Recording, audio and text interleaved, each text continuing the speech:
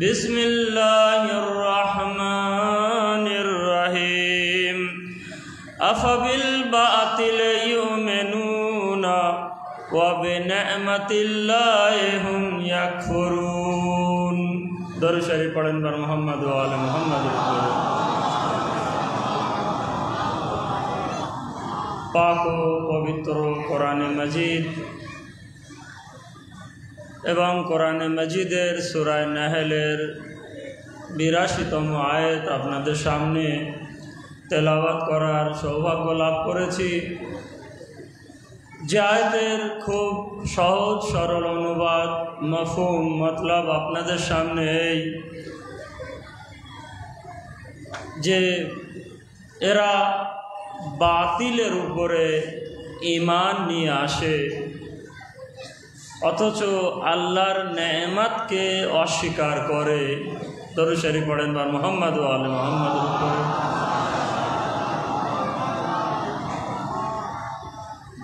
আল্লাহ তাআলার এই নেয়ামত এবং বাতিলের উপরে ঈমানের বিষয়ে আমি মাসিয়ার 40 এক পর্ব আপনাদের সামনে বয়ান করেছিলাম। দ্বিতীয় পর্ব আপনাদের সামনে, তবে যেহেতু আমাকে সুপারিশ করা হয়েছে এটা আগে করে নেই, না হলে হয়তো কথায় কথায় ভুলে যাব। সেটি হচ্ছে এই গ্রামের সমস্ত মুমিন ও মুমিনা যারা মারা গেছে, আমি আমার তরফ থেকে বলছি, আপনারা যারা এসছেন আপনাদের বাড়ি থেকে যারা মারা গেছে সকলের রূহ এবং আত্মার শান্তি কামনার জন্য একবার ফাতিহা খান করে দেবেন।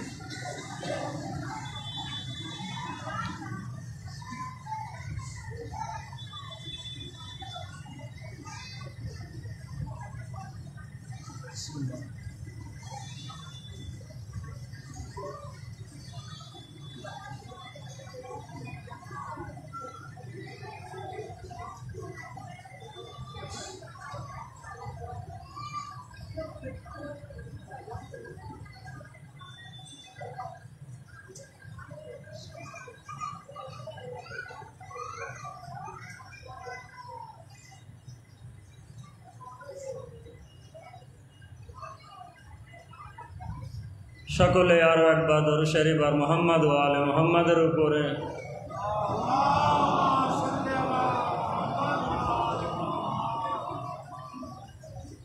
এই আয়াতকে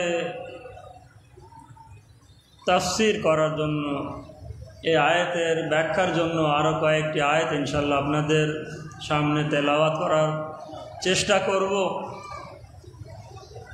এবং মুহররমের একদম শেষ দিনে আমরা প্রবেশ করেছি। আল্লাহ তাআলা আমাদেরকে বাঁচিয়ে রাখলে আর বছর এই এক জায়গায় হয়তো হতে পারব। সবার কাছে তৌফিক চাবেন, আল্লাহর কাছে তৌফিক চেয়ে নেবেন ইনশাল্লাহ। আল্লাহ যেন আমাদের তৌফিক দান করে। এছাড়াও আজ বিশেষ দিন, আর সেই দিনটা আমাদের 11তম ইমামে হাসান আসকারী আলাইহিস সালাতু ওয়াস সালাম, আমাদের ইমামে গায়েবের পিতা। ইনশাল্লাহ ওনার সম্পর্ক একটা দুটো কথা বলার অবশ্যই চেষ্টা করব, না হলে মনে অনেক কিছু থেকে যাবে যে ইমামে হাসান আসকারী আলাইহিস সালাতু ওয়াস সালামের শাহাদাত দিবস আমরা পালন করেছি অথচ তানার বিষয়ে আমরা কিছুই শুনলাম না। তো আসেন আয়াতের দিকে অবশ্যই খেয়াল রাখবেন।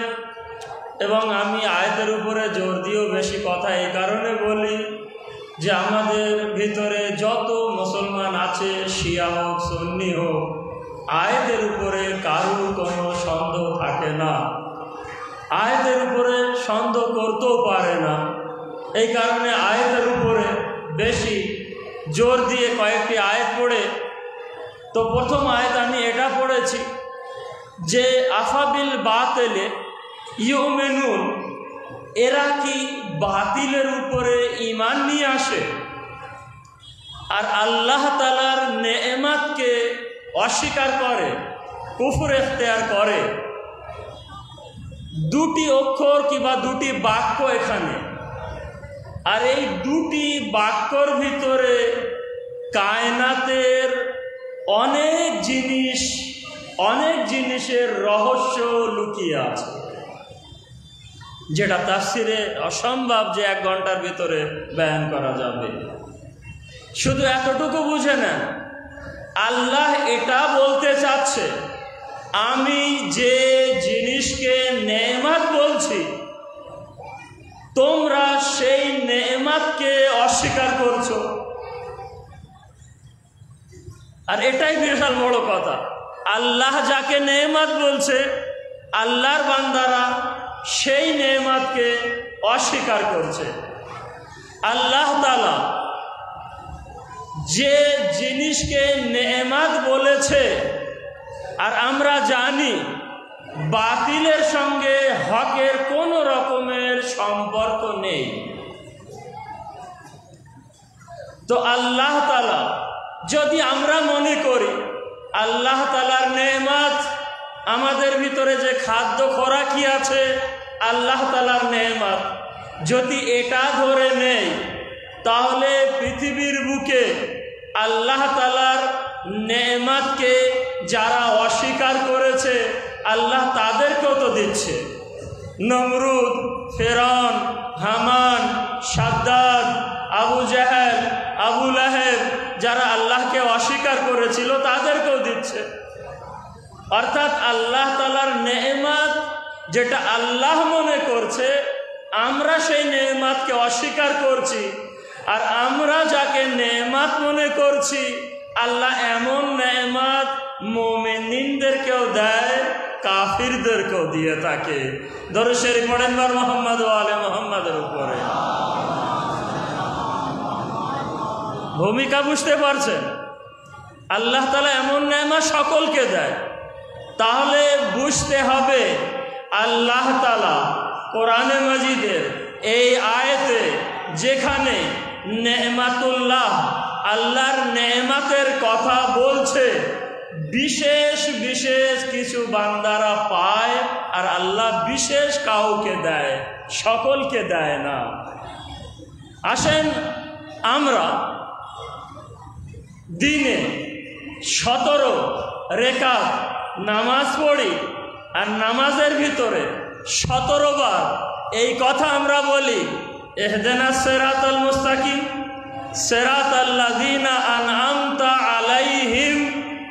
মানে ভাই সকলেই আমরা জানি কম বেশি, কেন এত মজলিস আমরা শুনেছি মাশাআল্লাহ, কিন্তু কিছু দুর্ভাগ্যবান আজাদারও আছে যারা মজলিসে বসার সৌভাগ্য লাভ করতে পারে না। অনেক আছে, যাই হোক, হ্যাঁ, তারা এক জায়গায় পাওয়া যাবে, লাস্টে যখন দল হবে তখন। কিন্তু ভাই ওখানে দল দেওয়া আর এখানে বসে মজলিস শোনা, কিছু সামান্য কিছু আলোচনা শোনা, সেটা নিজেদের হৃদয়ে জাগা দেওয়া, তার অনেক বেশি লাভ। এই কারণে বলা হয় যে ভাই কুটুম বাড়ি ঘোরার, রাস্তাঘাটে ঘোরার, সাবিল কিংবা ক্যাম্পে যে কিছু সেখান থেকে খাওয়া, সব কিছু নিজের জায়গায়, কিন্তু মজলিস যেই শুরু হবে, কমসে কম 1-1.5 ঘন্টা 2 ঘন্টা মজলিস এসে বসেন এবং আজাদারির হককে মজলিসের মাধ্যমে চোখের পানি দিয়ে হককে আদায় করে দেন। ইনশাল্লাহ খেয়াল রাখবেন, এবছর তো আমাদের মাঝখান থেকে চলেই যাচ্ছে। আসেন 17 বার এটা পড়ি কিনা, আল্লাহ আমাদেরকে সোজা রাস্তায় বাকি রাখ। হে আল্লাহ, আমাদের ওদের রাস্তার উপরে বাকি রাখ। আনআমতা, যাদের উপরে তুমি তোমার নেয়ামতকে অবতীর্ণ করেছো। দেখেন বিষয় একই থাকবে, আয়াত আলাদা আলাদা হবে। আল্লাহ তাআলার নেয়ামত, আর আল্লাহ তাআলার নেয়ামত যেটা আমরা খাওয়া দাওয়া করি না, আল্লাহ তাআলার বিশেষ কিছু নেয়ামত আছে যেটা সকলকে দেয় না। আমি এভাবে বলি, সকল মুসলমানদেরকে আল্লাহ দেয়নি, কিন্তু সকল মুসলমানদের ভিতর থেকে আল্লাহ তাআলা এই নেয়ামত আলী ইবনে আবি তালিবের শিয়াদেরকে দান করেছে। দেখেন প্রমাণ হবে কিনা। 17 বার পরে এই আয়াতটা, আনআমতা আলাইহিম, আল্লাহ ওদের রাস্তা যাদের উপরে তুমি তোমার নেয়ামতকে অবতীর্ণ করেছো। 17 বার পড়ি তো 17 বার এই বাক্যটাও পড়ি, আনআমতা আনআমতা আনআমতা। আসেন, আল্লাহ তাআলা 5টি হাকিকাতের প্রথম অক্ষর নিয়ে আল্লাহ একটা মাজমুয়া তৈরি করেছে। আগে আলহামদুলিল্লাহ এই আনামটাকে বুঝুন। আল্লাহ তাআলা 5টি হাকিকাতের, 5টি সত্যর প্রথম অক্ষর থেকে একটি মাজমুয়া তৈরি করেছে। আনআমতা গুনুন ভাই, আন আম তা 5টি অক্ষর। আলিফ, আন আলিফ থেকে আল্লাহ তাআলা এক হাকিকাত যার নাম ইমামত, আল্লাহ তাআলা দ্বিতীয় হাকিকাত আন নুন, নুন থেকে আল্লাহ তাআলা নবুবত, এবং দ্বিতীয় অক্ষর আন আমতা আইন, আইন থেকে আদল, এবং আল্লাহ তাআলা চতুর্থ হাকিকাতের প্রথম অক্ষর সেটি হচ্ছে আন আম তা, আইন থেকে মাআদ, অর্থাৎ যেটা আমরা বলি কায়ামত। আল্লাহ তাআলা পঞ্চম হাকিকাতের প্রথম অক্ষর আন আম তা, তা, তা থেকে তৌহিদ আল্লাহ তাআলা নিয়েছে, এবং এই 5টা থেকে আল্লাহ তাআলা একটা মাজমুয়া তৈরি করেছে, যেটা আমরা মাদ্রাসায় পড়ে থাকি উসুলে দ্বীন। কোথায় আল্লাহ রেখেছে দেখেন, এমনি না তার কোরআন। যত কোরআনে আপনি ডুববেন তত ডুবতে পারবেন। 5টা অক্ষর আনআমতা। আল্লাহ ওদিকে আয়াতে কি বলেছে, আমার এরা বাতিলের উপরে ঈমান আনে কিন্তু আল্লাহর নেয়ামতকে এরা অস্বীকার করে। আলহামদুলিল্লাহর ভিতরে আনআমতা তো 5টি। দেখ কি হলো, আমরা মাদ্রাসার ভিতরে এটা পড়েছি যে প্রথম তৌহিদ, দ্বিতীয় আদল, তৃতীয় নবুয়ত, চতুর্থ ইমামত, পঞ্চম কায়ামত। মাদ্রাসায় এটা পড়েছি। যখন ওলামায়ে হুরুফ যারাই অক্ষর নিয়ে ঘাটাঘাটি করে তাদের বলে ওলামায়ে হুরুফ। তো ওলামায়ে হুরুফের কাছে যখন জিজ্ঞাসা করা হলো, এতটা কথা যেগুলো আমি বললাম বলে দিল, বলার পরে জিজ্ঞাসা করলাম, এই ওলামায়ে হুরুফ, আচ্ছা আমরা মাদ্রাসায় পড়েছি তৌহিদ প্রথম আর ইমামত পরে, কিন্তু এখানে তো উল্টো হয়ে গেল, ইমামত আগে এসেছে আর তৌহিদ চলে গেছে লাস্টে। এই ওলামায়ে হুরুফ, তাহলে আপনারা বলে দেন। তো ওলামায়ে হুরুফ এ কথা বললেন যখন আল্লাহ তাআলার তাজাল্লি চিরে পর্দা ফেড়ে যখন জাহির হয় আল্লাহ তাআলার তাজাল্লি, তখন ইমামত আগে আসে, আর ইমামত থেকে আল্লাহ তাআলার নবুয়ত পর্যন্ত পৌঁছায়, নবুয়ত থেকে আদলের দিকে যেতে দেখে তৌহিদে পৌঁছায়। কেন, তৌহিদ শুধু একটা অক্ষর, আর এই অক্ষর অর্থাৎ গায়েবে থাকে, কেউ সেখানে পৌঁছাতে পারে না। এই কারণে তৌহিদ পর্যন্ত পৌঁছাতে হলে আগে আপনাকে ইমামত ধরতে হবে, তারপরে আপনি এই আনআমতাকে খুঁজে বার করতে পারবেন। দরুদ শরীফ পড়েন বার মুহাম্মদ ওয়া আলে মুহাম্মদ। মেম্বারে কুফা আলী ইবনে আবি তালিব বসে আছেন, আর এই মেম্বারে কুফায় বসে এই আনআমতা এবং আগের তাফসিরে এভাবে বললেন, আইয়ুহান নাস, হে মানব জাতিরা, আলা নেমাতুল্লাহ আল্লাতি, আল্লাহ তাআলার ওই নেয়ামত, যে নেয়ামতের দিকে আল্লাহ তাআলা আয়াতের ভিতরে বলেছে যে আনআমাল্লাহ, আল্লাহ তাআলা যে নেয়ামতকে নাজিল করেছে ওদের উপরে, যাদের রাস্তার জন্য নামাজিরা 17 বার দোয়া করছে। ইমাম কি বললেন মসজিদে কুফায়, আলা ইবাদিহি, আল্লাহ তাআলা যে নেয়ামত তার বান্দাদের উপরে অবতীর্ণ করেছে, আনা নাহনু, এবং আমি এবং আমরা, হুমুল আইম্মা, আমরা আহলে বাইত। তাহলে আয়াত এবারে ক্লিয়ার হয়ে গেল এই পর্যন্ত যে কি এমন হয়ে গেছে, এরা বাতিলের উপরে ঈমান আনে কিন্তু আল্লাহ তাআলার নেয়ামতকে অস্বীকার করে। আজ পৃথিবীর মুসলমান, কোটি কোটি মুসলমান, 250 কোটির উপরে মুসলমান থাকলেও বেশিরভাগ মুসলমান বাতিলের উপরে ঈমান তো এনেছে, কিন্তু আল্লাহর নেয়ামত আলী ইবনে আবি তালিব ইমামদেরকে অস্বীকার করে দিয়েছে। দরুদ শরীফ পড়েন বার মুহাম্মদ ওয়া আলে মুহাম্মাদের উপরে। খুব গুরুত্ব দিয়ে শুনতে হবে, আয়াতের উপরে নির্ভর করছি, না হলে এই সাহসটা আমার ভিতরে আসে কি করে যে এত বড় বড় কথা মুসলমানদেরকে বলে যাচ্ছি। আর আমি কেন, আমার অনেক ভাইয়েরাও বড় বড় কথা চ্যালেঞ্জ দিয়ে বলে যায়, কিন্তু কই তার বিপক্ষে কেউ সামনে আসার চেষ্টাও করে না। কেন? জানে মাওলানা সাহেব আয়াত পড়েছে, আর আয়াতের মোকাবেলা করার ক্ষমতা আমাদের ভিতরে নেই। আসেন আয়াতের দিকে নিয়ে যাই। নেয়ামতকে মনে করে রাখবেন, ওয়ামাইয়ুতিল্লাহ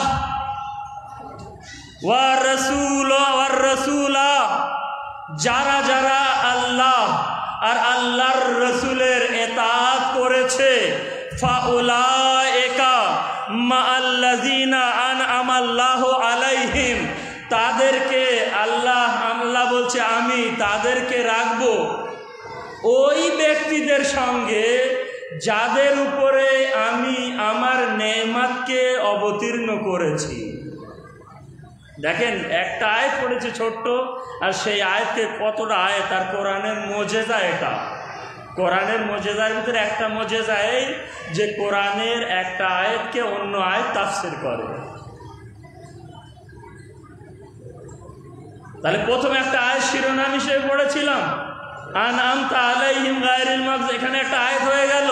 তৃতীয় আয়াত আল্লাহ কি বললেন, যে আল্লাহ আর যে ব্যক্তি আল্লাহর রসুলের এতাআত করবে, কথা শুনবে, হুকুম পালন করবে, মাথা নত করবে, সেই ব্যক্তিকে আমি ওদের সঙ্গে রাখব যাদের উপরে আমি আল্লাহ নেয়ামতকে অবতীর্ণ করেছি। হে মাবুদ, তুমি যাদের উপরে তোমার নেয়ামতকে অবতীর্ণ করেছো তারা কারা? আল্লাহ আওয়াজ দিয়ে বলবে, হে ঢালিপাড়ায় আসার আজাদাররা শোনো, হায়দার মাওলানা এই আয়াতটা পড়ছে, মিনান নবিয়িনা, যাদের উপরে আল্লাহ তাআলা নিজের নেয়ামতকে অবতীর্ণ করেছে তারা হচ্ছে আম্বিয়াগণ, এক, ওয়াস সিদ্দিকিন, সত্যবাদীরা, সিদ্দিকরা, ওয়াস শুহাদা, এবং শহীদগণেরা, ওয়াস সালেহিনা, এবং সত্য সালেহ ব্যক্তিরা যারা সৎকর্ম করে। তাহলে কটা নাম নিলাম আমি? দ্রুত বেগে গেলাম না, ওই জন্য কটা নাম নিয়েছি যে যাদের উপরে আল্লাহ তাআলা নিজের নেয়ামত অবতীর্ণ করেছে। এক, আম্বিয়াগণ, সিদ্দিক, তিন, শহীদগণ, এবং চার, সালেহ। আগে আয়াতে বলছে ওয়া হাসনা উলাইকা রফিকা, আর কত সুন্দর বন্ধু হবে এরা তোমাদের। ভাবেন, জান্নাতে আল্লাহ তাআলা আমাদেরকে রাখবে। এখান থেকে এই শিক্ষা, এই জ্ঞান দলিল সহ নিয়ে যান, মনে আনন্দ রাখবেন পুরো সারা বছর, আশা করবেন আল্লাহ যেন আগামী বছর বেঁচে থাকি। আনআমতা আলাইহিম, এবং তার আগের আয়াত, বাতিলের উপরে এদের ঈমান আছে, কিন্তু আল্লাহর নেয়ামত যে আলী ইবনে আবি তালিব এবং বাকি ইমামেরা সেগুনকে অস্বীকার করছে। আল্লাহ দরবারে শুকরিয়া, আল্লাহ তাআলার ইতাআত করলে আল্লাহ তাআলা জান্নাতে ভালো বন্ধুগণের সঙ্গে রাখবে, যেসব বন্ধুগণের উপরে আল্লাহ তাআলা নিজের নেয়ামতকে অবতীর্ণ করেছে। ইহদিনাস সিরাতাল মুস্তাকিম সিরাতাল্লাযিনা আনআমতা, এখানে নাম বলেনি, বলেছিল যে কারা কারা, কিন্তু এখানে বলে দিচ্ছে।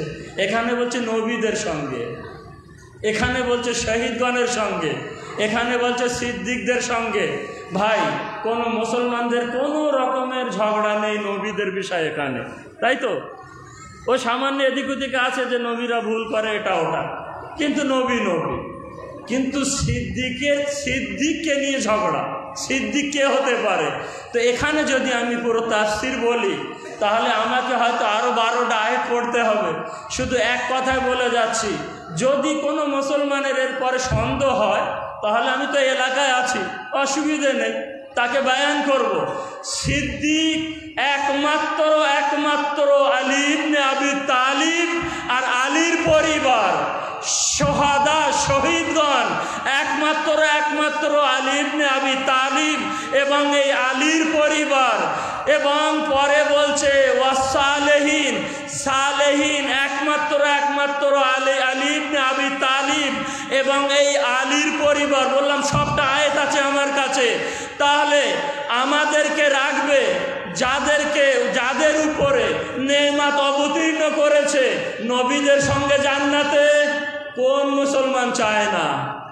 আমাদেরকে রাখবে জান্নাতে সিদ্দিকের সঙ্গে কোন মুসলমান চায় না? আমাদেরকে রাখবে শহাদাদের সঙ্গে জান্নাতে কোন মুসলমান চায় না? আমাদেরকে রাখবে সালেহিনদের সঙ্গে জান্নাতে কোন মুসলমান চায় না? কিন্তু কথা হচ্ছে প্রথম আয়াত, মুসলমানেরাই বাতিলের উপরে ঈমান তো এনেছে, কিন্তু আল্লাহর নেয়ামতকে অস্বীকার করেছে। আর আল্লাহর নেয়ামত এই আয়াতগুলোর ভিতরে প্রমাণ কি দিলাম? আলী ইবনে আবি তালিব। দরুদ শরীফ পড়েন বার মুহাম্মদ ওয়া আলি মুহাম্মাদের উপরে।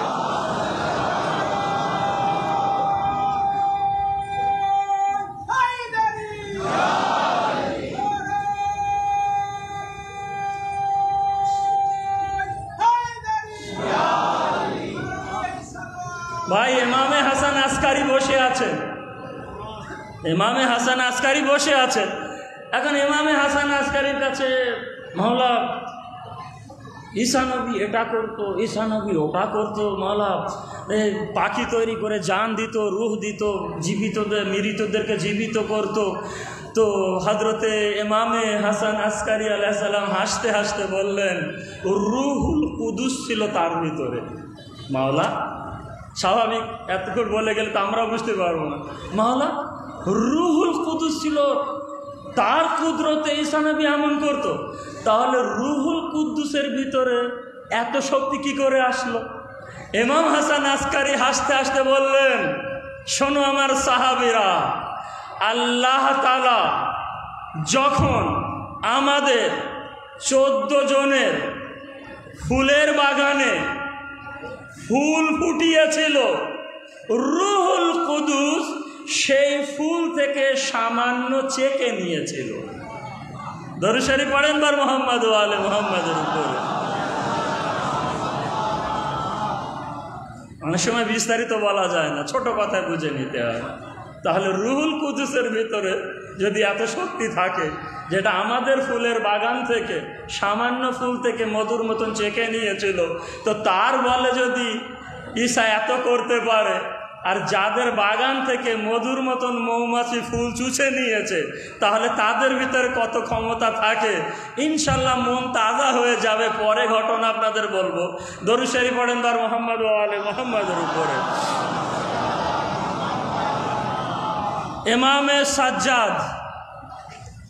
ইমামে সাজ্জাদ থেকে এই আয়াতটা উনি পড়লেন।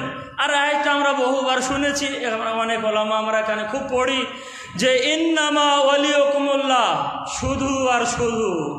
হে আমার শিয়া সুন্নি ভাইরা, যারা এখানেও আসতে পারেনি, লাইভে দেখছেন, শুনে নেন আয়াতটা। ইন্নামা, শুধুমাত্র তোমাদের ওলি আল্লাহ, শুধুমাত্র তোমাদের ওলি আমার রসুল, অভিভাবক ওলি অর্থাৎ অভিভাবক এক আমি আল্লাহ, এক আমার রসুল।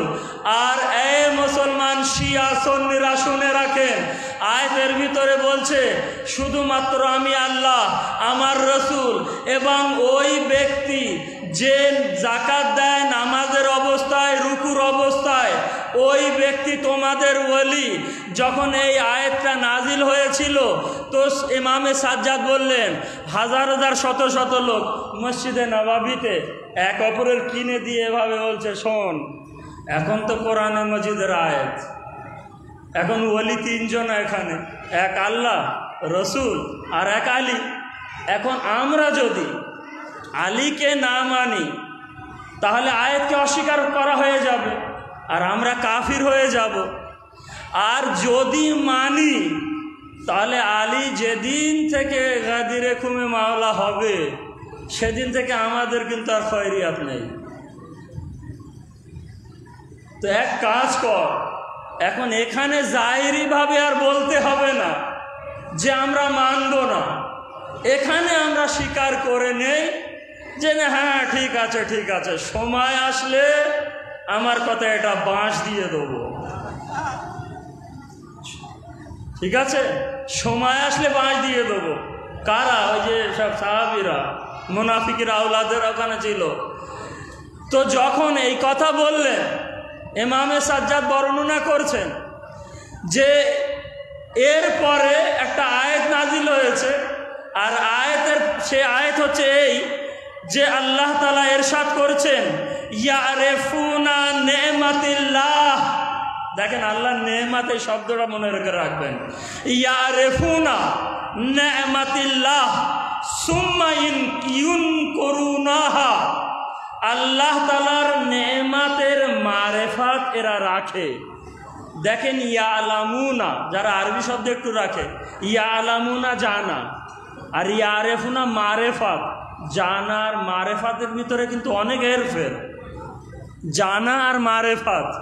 আল্লাহ তাআলা এখানে বলিনি ইয়ালামুন যে এরা জানে, আল্লাহ বলেছে ইয়ারেফুন, এরা মারেফাত রাখে নেমাতিল্লাহ, আল্লাহর নেমাতের।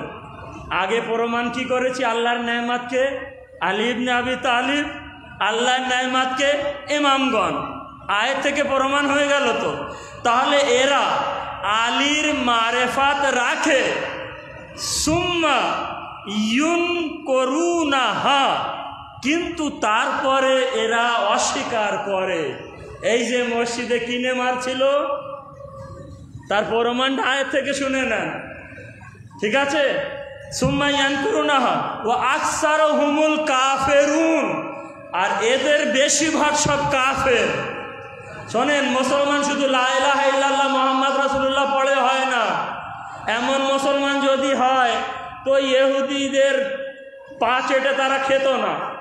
যারা সৌদি আরব এবং আরব দেশগুলো মুসলমান যারা রাজাগুলো আছে, এরা তো লা ইলাহা ইল্লাল্লাহ মুহাম্মদ রাসূলুল্লাহ পড়েছে, কিন্তু জানার সত্ত্বেও তো সে ইহুদি আমেরিকার পিছনে লেগে আছে।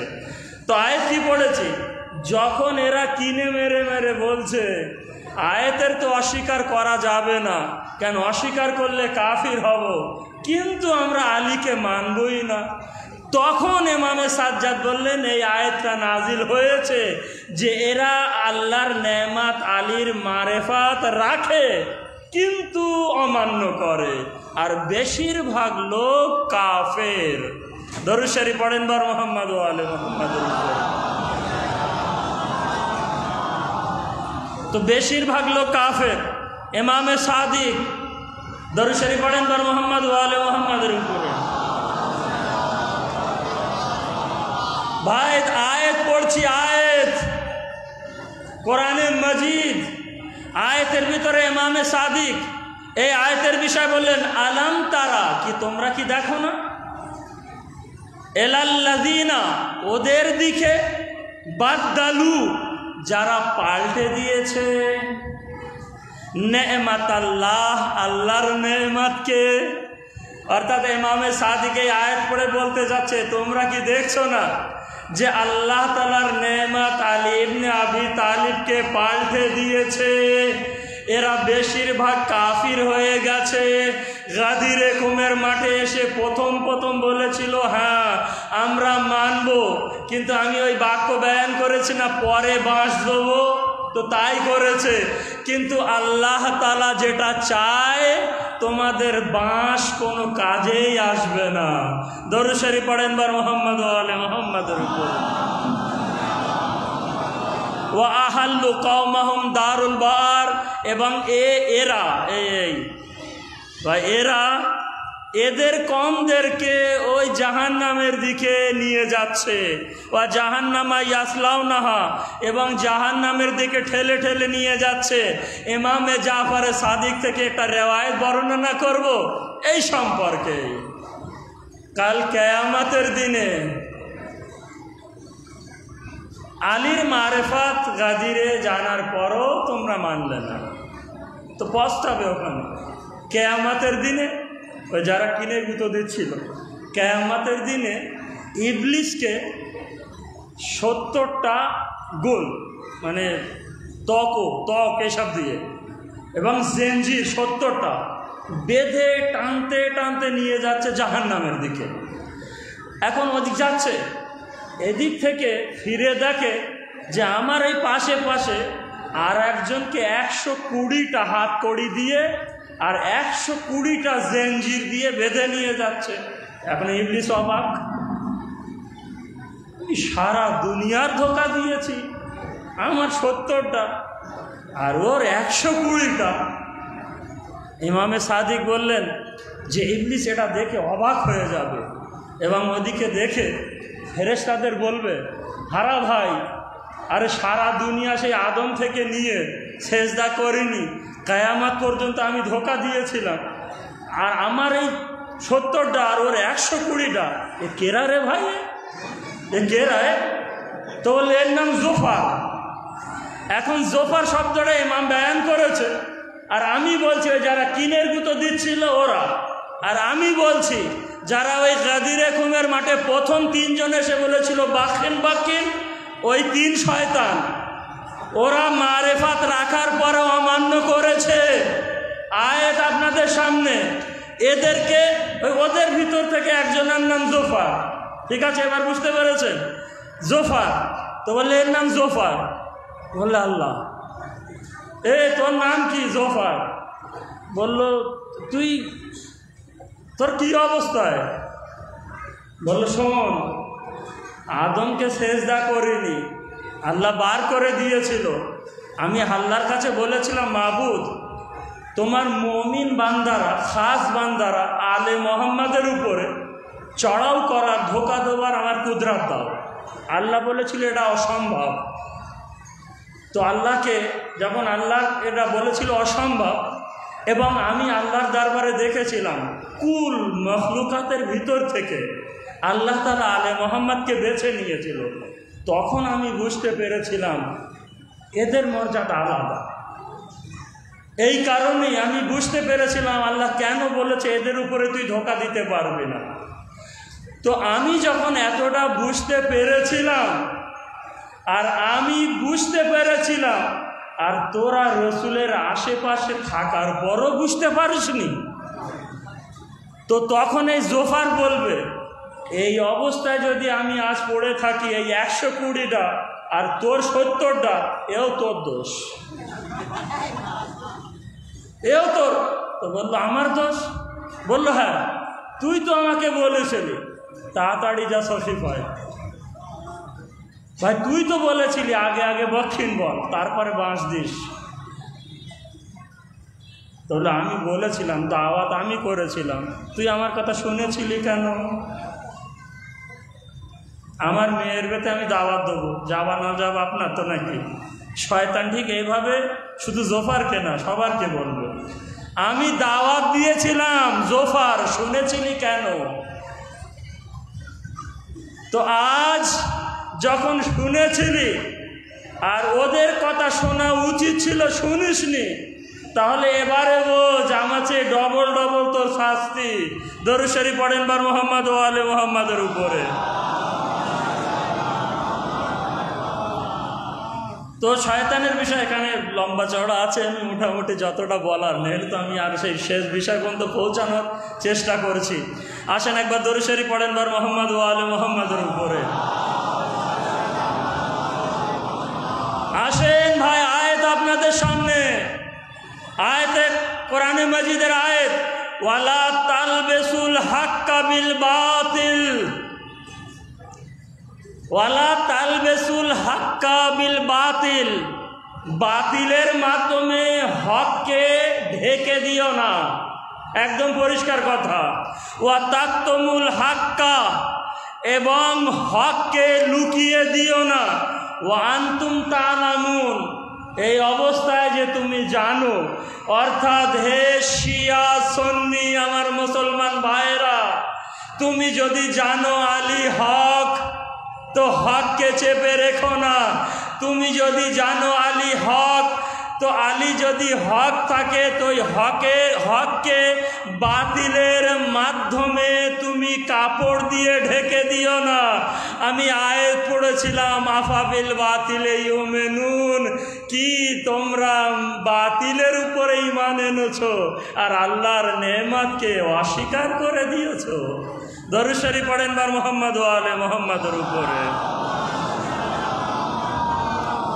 ইমামে হাসান আসকারি এই বিষয় বললেন, এই আয়াত সম্পর্কে বললেন, এরা কিবা ওরা, এরা মানে এখন আমার জামানা যারা, আমি যদি বলি এরা তো আমার জামানা, ওরা কিবা এরা আগামী তো ওরা, এরা জানতো যে মোহাম্মদ আল্লাহর রসুল, এরা জানতো যে আলী আল্লাহর ওয়ালি, জানার পরও তারা অমান্য করত। ইমাম বললেন যে ওরা যারা আয়াতের দিকে ইশারা করেছে ইহুদির দিকে, এবং ইমাম বললেন ইহুদিদের মতন যদি এরা হয়, অর্থাৎ ইহুদিরা জানার পরও লুকিয়েছিল, আর এরা মুসলমানেরা যদি ইহুদের মতন জানার পরও হককে লোকায়, তাহলে নামে মুসলমান আর সম্পূর্ণ ইহুদি। দরুদ শরীফ পড়েন বার মুহাম্মদ ওয়া আলে মুহাম্মদ।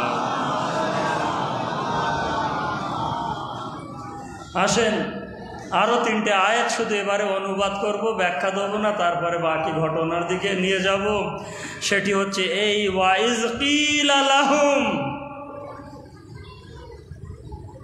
কোরআনে মাজিদের আয়াত,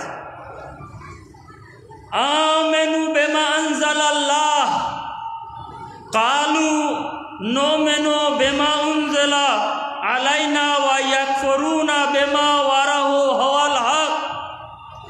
এবং এরা বলে ওদের জন্য যে যারা ঈমান এনেছে আল্লাহ তাআলা যেটা অবতীর্ণ করেছে, কালু এরা বলে নুমিনু, আমরা আলে মুহাম্মাদের উপর।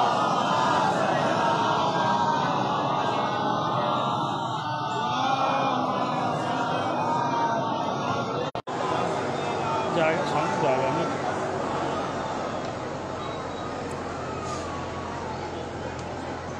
দরুদ শরীফ পড়েন বার মুহাম্মদ ওয়া আলে মুহাম্মাদের উপর।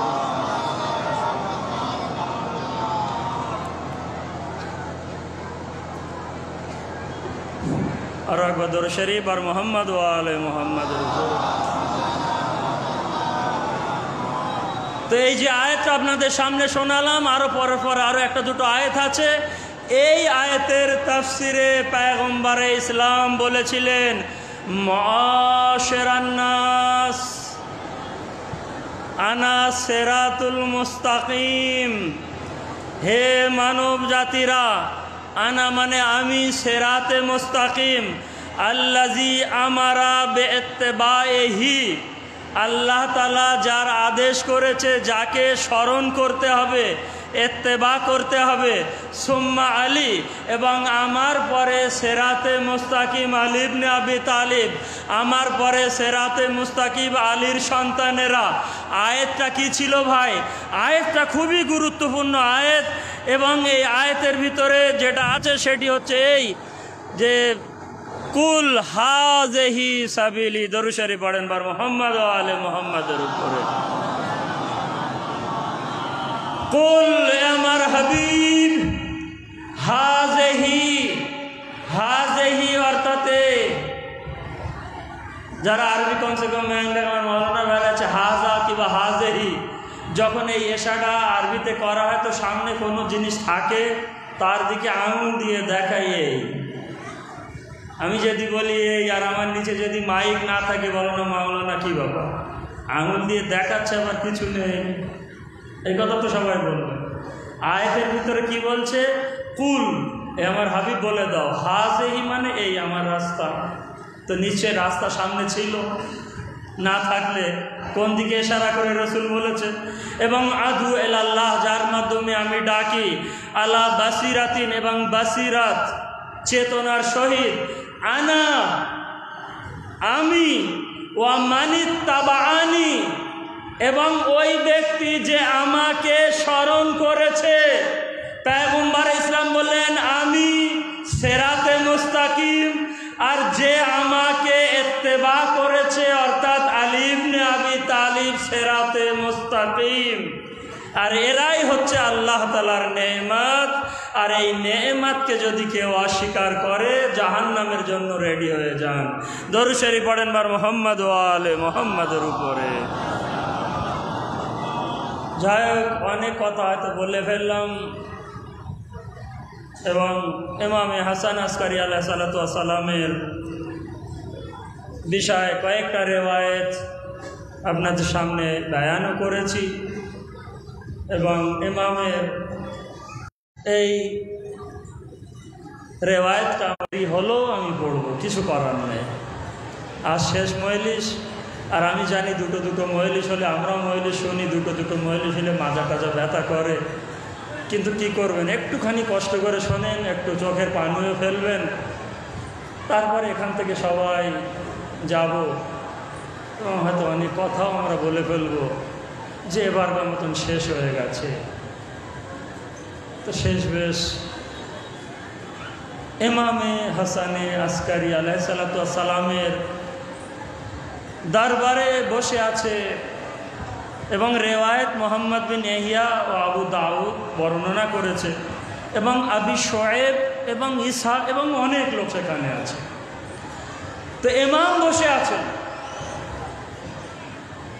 এবং সঙ্গে অনেক লোক বসে আছে। তো ইমাম ঘরের ভিতরে চলে গেলেন। এখন বর্ণনা এভাবে হচ্ছে, শোয়েব বসে আছে, ইসহাক বসে আছে, উম্মে আমর বসে আছে, অনেকেই বসে আছে। হঠাৎ করে ইমামের এক খাদিম, ওই যে শোয়েব বসে আছে, শোয়েব বলল ইসহাক যাও উঠোনে, আর উঠোনে বার হয়ে যাও ওই খেজুর গাছ থেকে খেজুর পেড়ে নিয়ে এসো। এখন শীতের সময় ছিল, ভাই শীতের সময় খেজুর হয়, শীতের সময় খেজুর পেড়ে নিয়ে এসো, এক প্লেট এক থালা। ইসহাক বলল, আমি থমকে গেলাম। মাওলার খাদিম শোয়েব বলল যাও খেজুর পেড়ে নিয়ে ওই গাছ থেকে, উঠোন থেকে। তো যখন বলল ফিরে তাকালাম, ভাই খেজুর গাছ তো আছে কিন্তু খেজুর নেই, কিন্তু আদেশ, আমি তার ছোট ছিলাম, আমি উঠলাম, উঠে গেলাম। আমি যত পা ফেলি খেজুর গাছটা তো আরও তাজা হয়ে যায়, আমি যত আগে যাই খেজুর গাছে ফুল আছে, আমি খেজুর গাছে এখনো পৌঁছাতে পারিনি, খেজুর পেকে খেজুর গাছে ভরে গেছে। আমি আমার মতন খেজুর গাছ থেকে খেজুর পাড়তে শুরু করলাম, বড় এক খান্দার থালা ভরে গেল। আমি খেজুরটা নিয়ে আসলাম, খেজুরটা নিয়ে এসে বসে থাকলাম এবং বসে থাকতে থাকতে হঠাৎ দেখলাম ঘরের ভিতর থেকে ইমামে হাসান আসকারী আর এক খাদিম বার হয়ে আসলো, হাতে একটা বড় গামলা, আর গামলায় ঘন দুধ এবং দুধের উপরে মাখন ভাসছে। এবং আমাকে এসে বলল, এ শোয়েব, এতটা যথেষ্ট ছিল না ওই ইসহাকের জন্য যে সে মনে মনে ভেবেছে মাওলার বাড়িতে এসেছি, যদি একটু খেজুর খেতে পারতাম। বুঝে নেবেন, মাওলার বাড়িতে এসেছি তো ওর জন্য কি এতটা যথেষ্ট ছিল না যে খেজুর তুমি এনে তাকে দিয়েছ? কিন্তু তারপরও ও মনে মনে ভেবেছে এই কারামাত যদি মাওলা হাসান আসকারীর হয় তাহলে এই মুহূর্তে ইমামে হাসান আসকারী যদি একটু দুধ পাঠাতো। দেখেন মাওলা ঘরের ভিতরে, দেখেন কোনো নবী না, জান্নাতবাসীরা জান্নাতে বসে থাকবে, এরাদা করবে, মনে মনে ভাববে, আর জান্নাতের নৌকার খাদিমরা সামনে এনে দেবে। এই শোয়েব কোনো নবী না, ইমাম না, বাড়ির খাদিম, সাহাবী। সে বুঝতে পারলো ইসাক মনে মনে কি বলেছে। ওই খাদিম যেটা বুঝতে পেরেছে, সে বলল, শোয়েব ওর জন্য যথেষ্ট ছিল না যে খেজুর চেয়েছে যেটা তুমি দিয়ে দিয়েছো? ও আবার মনে মনে ভাবলো, মাওলার বাড়িতে এসে খেজুরের সঙ্গে যদি একটু দুধ হতো, তাও উপরে মাখন, তো আমি এনে দিলাম। যখন এনে দিলাম, খাবার পরে দিতে যেতে যেতে, ভিতরে যেতে যেতে আবার ফিরে এসে বললেন, শোয়েব মাওলার হুকুম, এই খেজুরগুলো যেখানে এখানে খাওয়া হচ্ছে, এই খেজুরগুলো বাসরাতে তোমার বাড়িতে খেজুরের দানাগুলো পুঁতে দেবে, কিন্তু এই সব খেজুরের দানা থেকে একটা গাছ হবে, আর এই গাছ লাকা ইবরাত, তোমার জন্য ইবরাত নৈতিক শিক্ষা হবে। এই গাছটি লাকা আয়াত, তোমার জন্য চিহ্ন হবে, আয়াত হবে তোমার জীবনে, তোমার মরণের পরে। ইমাম যখন এই কথা বললেন, সবাই উঠে চলে গেল। 1 বছর পরে ওই ঈসা আসলো, এবং আসার পরে সোজা চলে গেল ওই বাসরায়। কেন? 1 বছর পরে মনে পড়ল, মাওলা ইমামে হাসান আসকারী বলেছিলেন যে এতটা দানা পুঁতবে, কিন্তু একটা গাছ হবে। আমি সেটা মনে করে চলে গেলাম বাসরায়, শোয়েবের বাড়িতে। যাবার পরে আমি দেখি যে সে তার উঠোনে একটাই গাছ আছে, যে গাছটা দেখে মনে হলো কয়েক শত বছর হয়ে গেছে, অথচ 1 বছর, কয়েক শত বছর হয়ে গেছে। এবং আমি যাবার পরে শোয়েবকে বললাম, শোয়েব এই সেই গাছ? বলল, হ্যাঁ, মাওলা যে কথা বলেছিল এই সেই গাছ। এবারে দুজন মিলে গাছের নিচে যাওয়ার পরে হালকা হালকা হাওয়া চলছে, আল্লাহর পাঠানো হাওয়া, এবং ওই হাওয়ায় গাছের, খেজুর গাছের ডালগুলো নড়ছে, এবং ওই নড়া অবস্থায় একবার সেই খেজুর গাছ থেকে আওয়াজ আসছে, পাতা থেকে, আশহাদু আল্লা ইলাহা ইল্লাল্লাহ, আশহাদু আন্না মুহাম্মাদার রাসূলুল্লাহ, ওয়া আশহাদু আন্না আলিয়ান ওয়ালিউল্লাহ।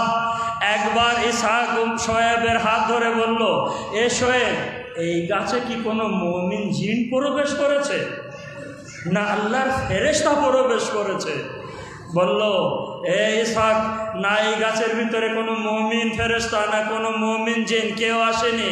এ হচ্ছে আমার হাসান আসকারী আলাইহিস সালাতু ওয়াস সালামের কেরামত, যার কেরামতে এই গাছের ডাল থেকে এই আওয়াজ বার হয়।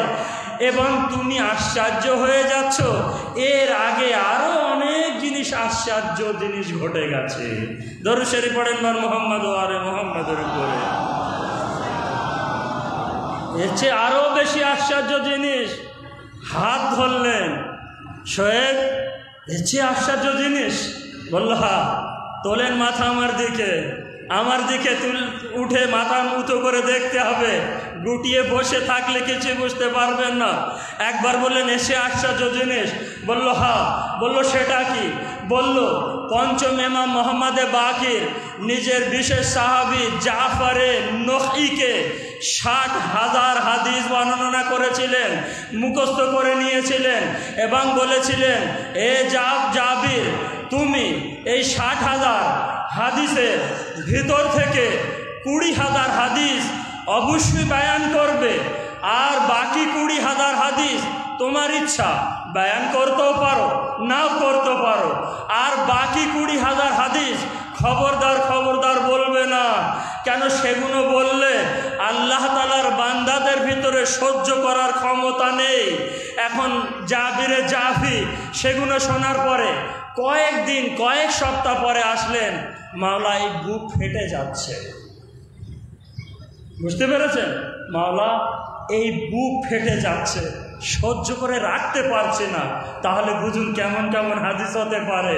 এই কারণেই তো মাওলা বলেছিলেন সহ্য করার ক্ষমতা নেই মানব জাতিদের ভিতরে, বলবে না। মাওলা বুক ফেটে যাচ্ছে, সহ্য করতে পারছে না, মাওলা বললেন যাও বাইরে চলে যাও, শহরের বাইরে চলে যাওয়ার পরে একটা গভীর জঙ্গলে চলে যাবে, গর্ত খুঁড়বে, গর্ত খোঁড়ার পরে নিজের মাথা ঢুকিয়ে দেবে তার ভিতরে, যাওয়ার ঢুকিয়ে দিয়ে বলবে যে এই কুয়া, এই হাদিসটা আমার মাওলা বলেছে, এই হাদিসটা আমার মাওলার পিতা ইমাম জাইনুল আবদিন বলেছে, তার পিতা হুসাইন বলেছে, তার ভাই হাসান বলেছে, তার বাবা আলী বলেছে, তার বাবা তার শ্বশুর পয়গম্বর ইসলাম বলেছে, এবং পয়গম্বর ইসলাম জিবরাইল আমিনের কাছ থেকে, জিবরাইল আমিন আল্লাহর কাছ থেকে বলেছে। 20,000 হাদিস বর্ণনা করে দিলেন এভাবে। জাবির বর্ণনা করা হয়ে গেলে কুয়াটা ঢেকে চলে আসবে, চলে আসলো জাবির, আর জাবির চলে আসলো, আসার পরে সেই কুয়া থেকে বাঁশের মতন একটা ঝাড় তৈরি হলো। কয়েকদিন পরে এক বাচ্চাদের দল খেলা করতে করতে সেই জঙ্গলে পৌঁছে গেল। একটি বাচ্চা সেই দলের ভিতর থেকে একটি বাঁশ ভেঙে নিল, ছোট ছোট বাঁশি হয় না দেখেছেন, সেই বাঁশির মতন একটা বাঁশ ভেঙে নিয়ে খেলা করতে গিয়েছে না, একটা বাঁশি ভেঙে নিয়ে এভাবে ফু দিচ্ছে তার মতন, কিন্তু বাঁশির ভিতর থেকে আওয়াজ বার হচ্ছে। এই হাদিসটা জাফরে নকে ইমামে বাকির থেকে, ইমামে বাকির আলী থেকে, ইমামে আলী হুসাইন থেকে, হুসাইন হাসান থেকে, হাসান আলী থেকে, আলী মোহাম্মদ থেকে, মোহাম্মদ জিবরাইল থেকে, এভাবে যখন সেই বাঁশিতে এভাবে আওয়াজ আসতে শুরু হলো, সমস্ত মদিনাবাসীরা এই আওয়াজ শুনেছিল। যখন এই আওয়াজ শুনেছিল, মদিনাবাসীদের ভিতর থেকে একটা না দুটো না, বাচ্চা সমেত 20,000, আর আল্লাহর লীলা খেলা তো একেই বলে, 20,000 লোক সেই জঙ্গলে পৌঁছে গেল, এবং 20,000 লোক সেখান থেকে ওই ছোট ছোট বাঁশ ভেঙে ভেঙে বাঁশি তৈরি করলো, আর ওই বাঁশিতে ফু দিয়েছে, আর চারিদিক থেকে ওই আওয়াজ ওঠে।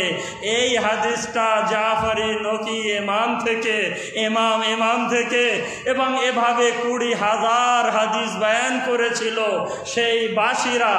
এই আওয়াজ পৌঁছে গেল খেলাফতের দরবারে। আওয়াজ যখন খেলাফতের দরবারে পৌঁছে গেল, তখন খলিফা হুকুম দিল যে জাবিরের নখীকে হত্যা করে দাও, গর্দান উড়িয়ে দাও। তার ভিতর থেকে যখন এই হুকুম হয়ে গেল, জাবিরের নখীকে ধরার জন্য কিছু সৈন্যরা তলোয়ার নিয়ে বার হলো। ওদিক থেকে দেখা গেল জাবিরের নখী একটা বাঁশির উপরে বসে মদিনার গলিতে গলিতে ভেসে ভেসে বেড়ায়, বাজারের দিকে যায়, বলে চল সর আমার ঘোড়া যাচ্ছে, সরে যা আমার ঘোড়া যাচ্ছে, সরে যা আমার ঘোড়া যাচ্ছে, না হলে মারা যাবি। এই কথা যখন বলে সেখান থেকে ভেসে ভেসে যাচ্ছে, যখন বাজার থেকে আওয়াজ উঠলো জাবির জুন্না, জাবির পাগল হয়ে গেছে, জাবির পাগল হয়ে গেছে, জাবির পাগল হয়ে গেছে। এখন এই কথা শুনে যেসব সৈন্যরা এসেছিল, সে বলছে জাবির যেহেতু পাগল হয়ে গেছে, আর পাগলের উপরে হুকুম লাগু করা ঠিক হবে না, এই পাগলকে ছেড়ে দাও। ইমামে মোহাম্মদে বাকিরের কাছে এই আওয়াজ চলে গেল। ইমামে মোহাম্মদে বাকির বলেছিলেন জাবিরের পাগল হওয়া অনেক ভালো ছিল ওই হত্যা হওয়ার চেয়েও। দরুদ শরীফ পড়েন বার মোহাম্মদ আরে মোহাম্মদ।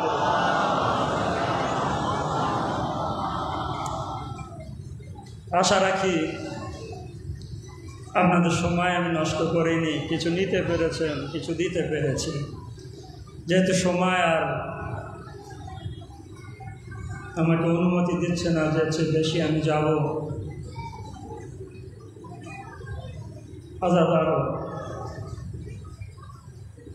এখনো যারা রাস্তাঘাটে এদিকে ওদিকে বসে গল্প করছেন, যদি না আসতে পারেন, আমাদের 11তম ইমামে হাসান আসকারীর ওয়াস্তা দিচ্ছি আপনাদের, যে কথাবার্তা না বলে যে যেখানেই আছেন না কেন সেখানেই হয় বসে পড়ুন, নয় দাঁড়িয়ে দাঁড়িয়ে আমাদের ইমামে মেহেদীকে একটু সান্ত্বনা দেবেন।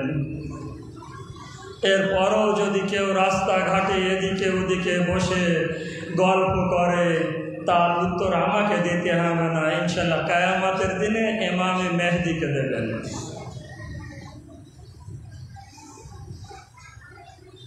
চলেন মুহররমের চাঁদ রাতে যাই।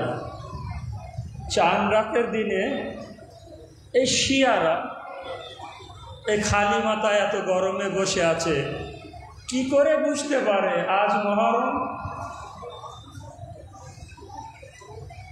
আল্লাহর কোষাগারে, আল্লাহর আওরসে, আল্লাহর কোষাগারে হোসাইনের রক্ত মাখা জামা রাখা আছে।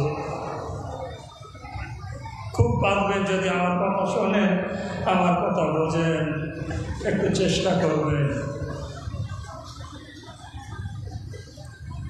আর আমার পিছনে এবং বাড়িতে মা বোনেরও আছে, আপনাদের অনেক আওয়াজ আসছে, একটু দোহাই চুপচাপ শুনবেন, একটু বসুন চুপচাপ করে। কি করে আমরা বুঝি? আল্লাহর আওরসে, আল্লাহর কোষাগারে হোসাইনের রক্ত মাখা জামা রাখা আছে। যখন মুহররমের চাঁদ ওঠে, আল্লাহ আওয়াজ দিয়ে বলে, জিবরাইল যাও ওই হোসাইনের রক্ত মাখা জামা নিয়ে এই কায়নাতে ছড়িয়ে দাও। জিবরাইলে আমিন এই আল্লাহর হুকুম শুনে আল্লাহর কোষাগার থেকে হোসাইনের সেই রক্ত মাখা জামা নিয়ে সে একটি নেজার উপরে দিয়ে আলমে দিয়ে আল্লাহ তাআলার কায়নাতে ঘুরিয়ে দেয়। সেই আওয়াজ, সেই আল্লাহর সে হুকুম শোনার পরে যখন ওড়ায়, আল্লাহ তাআলা একটি আওরসের হাওয়া উড়িয়ে দেয়। সেই আল্লাহর সেই আওরসের হাওয়া এসে সেই হুসাইনের রক্ত মাখা সেই রক্তর জামা থেকে হাওয়া নিয়ে রক্তগুলো কায়নাতে ছড়িয়ে দেয়। যেখানে যেখানে এই রক্তর সুগন্ধ পৌঁছে যায় হুসাইনের আজাদাররা, সেখানেই তাদের বুকে যন্ত্রণা শুরু হয়ে যায়। আর সেখান থেকে এই ফারসে আযাব বিছানো শুরু করে দেয়।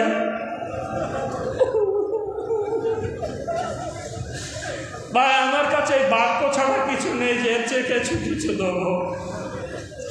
আমার কাছে কোনো ইনজেকশন ট্যাবলেট নেই যে আমি সেটা আপনাদের খাওয়াবো। এই কিছু বাক্য দিতে পারি, আর এই বাক্য শুনে যদি অনুভব করে কাঁদতে পারেন, পৌঁছা দিতে পারেন।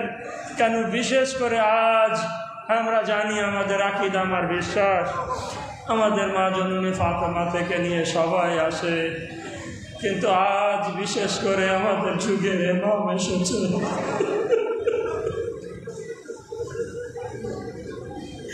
আমাদের যুগের ইমাম, ভাই যুগের ইমাম, ইমামে হাসান আসকারীর মাসাইল শুনতে এসেছেন।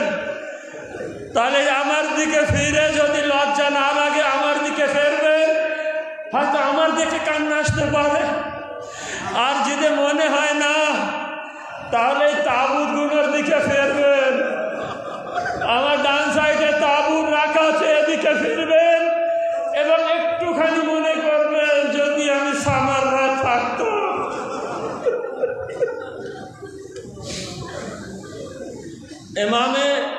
ইমামে হাসান আসকারী জানেন, ওনার মৃত্যুর আগে 4 বছর বয়স আমার যুগের ইমামে মেহেদী ছিলেন। 4 বছর যখন বয়স, 4-5 বয়স, তো ওনার মা মারা গিয়েছিলেন এবং হাসান আসকারীর আগে। কারণটা জানেন কি? একদিন বসে আছে ইমামে হাসান আসকারী, ইমাম মেহেদী বসে আছে। ইমাম হাসান আসকারী বললেন, খুব তাড়াতাড়ি কয়েকদিনের ভিতরেই আমি মারা যাব। আমার এই বাড়িতে শত্রুরা আসবে, যারা থাকবে তাদের কাতল করে দেবে এবং যারা জীবিত থাকবে তাদেরকে হাতে হাত কড়ি পায়ে বেড়ি দিয়ে নিয়ে যাবে। যখন এই কথা বললেন তো নার্গিস বিবি, আমার যুগের ইমামের মা, একবার বললেন, মাওলা তাহলে সাথে সাথে এই দোয়াটাও পড়ে দেন। বললো, কি দোয়া? বললো, আপনার আগে যেন আমি এই পৃথিবী ত্যাগ করতে পারি। শুনবেন ইমামে হাসান আসকারীর মাসায়েব, যদি এখান থেকে আজকেও কেঁদে না যেতে পারেন, বেফাল হয়ে যাবে আমারও কষ্ট, জানে। বললেন, মাওলা একটু দোয়া করেন আপনার আগে যেন আমি মারা যাই। বললো, নার্জিস বিবি, কেন? বললো, আমি সহ্য করতে পারবো না যে আমাকে আসির করে নিয়ে যাবে। কারবালার দিকে ফিরে বলেছিল, ও তো জায়নাব ছিল যে শামে কুফায় বাজারে এভাবে তাকে ঘুরিয়েছে, কিন্তু আমি সহ্য করতে। মাশাআল্লাহ, হক এবারে আদায় করছেন আপনারা। ব্যাস কয়েকটা মিনিট তাবুত কাঁধে নিয়ে সকলে চলে যাবেন, বাড়িতে চলে যাব, ঘুমিয়ে পড়ব। রাত্রে আমার এই ছোট ছোট কথাগুলো মনে করবেন। বললেন, বা চলে গিয়েছিলেন। ভাই, কাউকে দেখেছেন? কাউকে দেখেছেন? কোন গরিব থেকে গরিব মিসকিন ইয়েতিম যে তার কবর কেউ তৈরি করে না? আমরা যাওয়ার পরে কবর তৈরি করি না, কিন্তু আমাদের এই 11 ইমাম একদম যুবক, 18 বছর বয়স। একদিন ইমামের সাহেব বলছেন, আমি বাড়িতে গেলাম, দেখলাম মাওলা নিজে হাতে কবর খুঁড়ছে। মাওলা নিজে হাতে কবর খুঁড়ছে। আমি বললাম, মাওলা খাইরিয়াত, মাওলা বাড়িতে কেউ মারা গেছে? বললো, না, কেউ মারা যায়নি। বললো, মাওলা তাহলে আপনি কবর কেন খুঁড়ছেন? কাঁদতে কাঁদতে বলেছিলেন, সাহাবী, আমার ছেলে 4 বছরের হবে, আমি মারা যাব, কবর খুঁড়তে পারবে না, তাই আমি কবর খুঁড়ে রাখছি।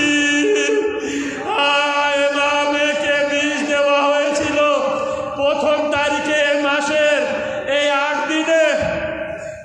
জানি না আমাদের এখানে এখনো হয়নি। চুপ তাজিয়া নাম শুনেছেন? যারা মুর্শিদাবাদে গেছে তাদেরকে স্মরণ, চুপ তাজিয়া। এই চুপ তাজিয়া কেন? 1 তারিখে বিষ দেওয়া হয়, 4 বছরের মেহেদি এই 8 দিন ধরে চুপ চুপ করে ডুগরে ডুগরে কাঁদতে। ভাই, যুগের ইমাম, কিন্তু যুগের ইমাম। এই মাসাইল এভাবে শুনবেন। মাওলা তুমি কোথাও না কোনো জায়গায় আছো, আমাদেরকে দেখছো। ভাই, আপনাদের তো কেউ মানা করেনি, কিন্তু আপনার ইমামকে কি করে কেন ডুগরে ডুগরে চুপ চুপ করে 8 দিন ধরে কেঁদেছিল? এই কারণে কেঁদেছিল, যদি আওয়াজ উঁচু করে কাঁদে শত্রুরা ঘরের ভিতরে এসে পড়বে, আমাকে ধরে নিয়ে যাবে, বাড়িতে আসির করে নিয়ে যাবে। তাই এই 8 দিন ধরে আমার মাওলা ডুগরে ডুগরে একা একা চুপচাপ কাঁদতেন। যখন 8 দিনের দিন হয়ে যাচ্ছে, রক্ত বার হচ্ছে, রক্ত টুকরো টুকরো কলেজা বার হচ্ছে। ভাই, 1 কলেজা হাসানের বার হয়েছিল, এক কলেজা বার হয়েছিল, টুকরো টুকরো বার হচ্ছে।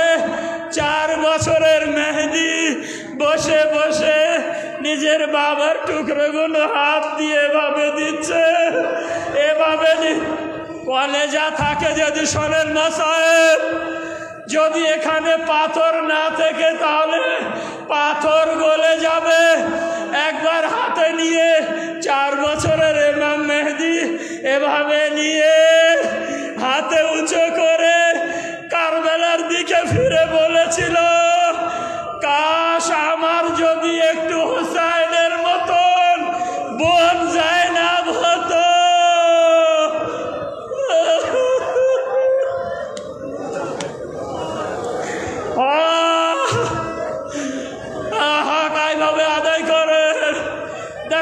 এই পরিবার এমনই পরিবার, এদের যদি বিষ নাও দেওয়া হতো তাও এরা হুসেনের উপরে কাঁদতে কাঁদতে মরে যেত। যখন এভাবে বললেন মাওলা মেহেদী, মাথার দিকে আওয়াজ এসেছিল, এ মেহেদী আমি শাম ছেড়ে এসেছি। না ভাই, এখনো 2-4 মিনিট 5টা মিনিট দিতে হবে। আমি বাড়ি থেকে নিয়ত করে এসেছি, হয়তো মুসিবত একটু বেশি পড়বো, শুনতে হবে।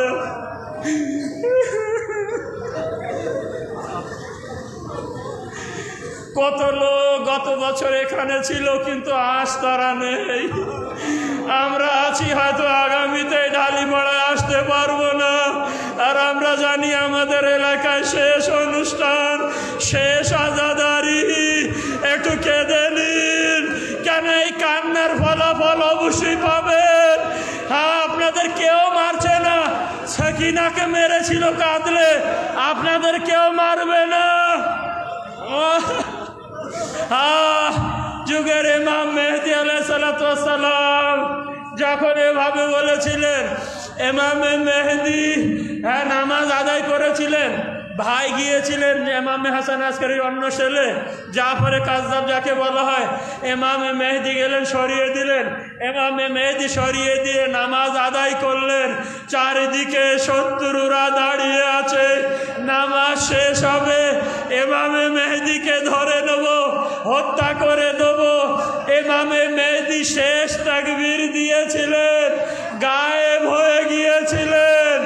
আমি বলবো, এ মেহেদী আপনি ইমামাতের নূরের মাধ্যমে গায়েব তো হয়ে গেছেন, কিন্তু হায় 4 বছরের সাকিনা, সে কি করে গায়েব হবে? তাকে মুহূর্তে মুহূর্তে মেরেছে। ঢালিপাড়ার রাজাদার ভাইদের বলবো, তাবুত রেডি করেন, যারা তুলবে হাতে 1 থেকে 1.5 মিনিট, এর চেয়ে হাতে আর বেশি পড়বো না।